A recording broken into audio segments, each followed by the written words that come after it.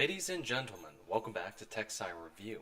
Today, we will be discussing the mechanics and science behind the Tesla Model S.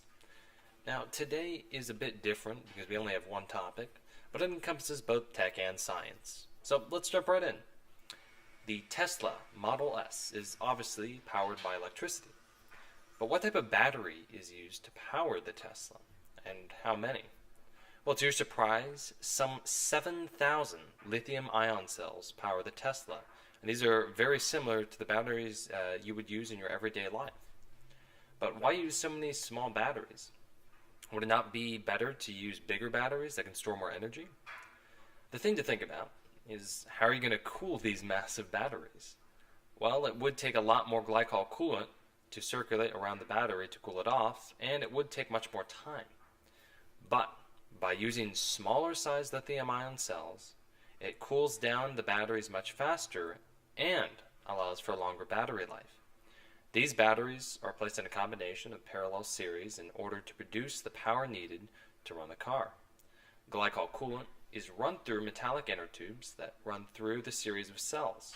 Then it travels to a radiator that's in the front of the car, which cools off the glycol coolant, then back to the batteries. The batteries produce DC power, so before it can be fed into the motor, it must first be converted into AC power. This is where an inverter comes in. The inverter converts the DC power into AC power. It can also control the frequency of the AC power and can even control the motor's speed. It does this by controlling the amplitude of AC power, which controls the speed of the motor. The inverter can be likened to that of the brain of the car. The battery pack of 7,000 batteries is held at the bottom of the car, which lowers the center of gravity. The lower the center of gravity, the greater the stability of the car. There is a larger battery pack that's spread across the bottom of the car as well, which increases the structural integrity of the car in the event of a crash. The drivetrain. The power output of the motor is transferred to the drive wheels via a gearbox. The Tesla Model S uses a single-speed transmission due to its wide range of operating functions. The motor output turns the gearbox, which in turn rotates the drive wheels. The motor can also reverse the direction to enable the car to travel backwards. To accomplish this, you just simply change the order of the power phase. The second part of this is the differential. The Model S uses an open differential, which has a problem with traction control. But this problem can be overcome by two things: selective braking and cutting the power supply, which the Tesla Model S does. So why does such an advanced car use an open differential rather than a limited slip differential? Well, the answer is because the open differential is rugged and can carry more torque. This can all happen thanks to the Tesla's state-of-the-art algorithm with help from sensors and controllers.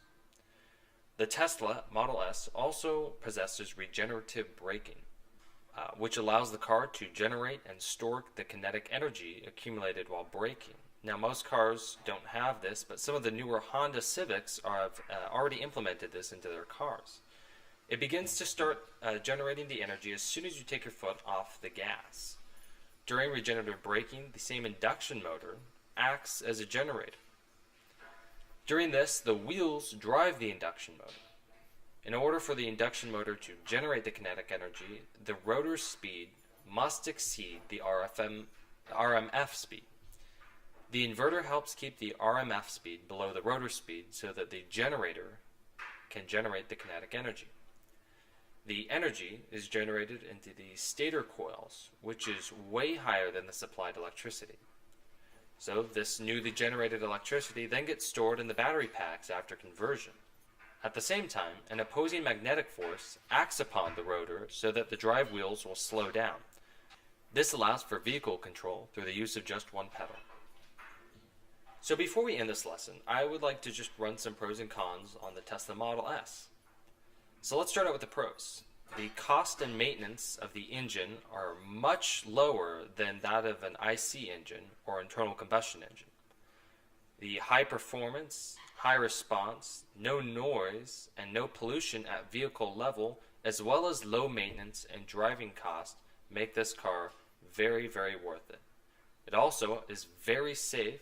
It includes a single-speed transmission and has high torque and power. The cons are that it's just a long charge time, around an hour. It is a low range and has high cost. So if you're looking for an electric car with a nice sleek style and are willing to spend up to 50 grand, then the Tesla Model S might be the right car for you. Ladies and gentlemen, this has been TechSci Review. Thank you so much for watching.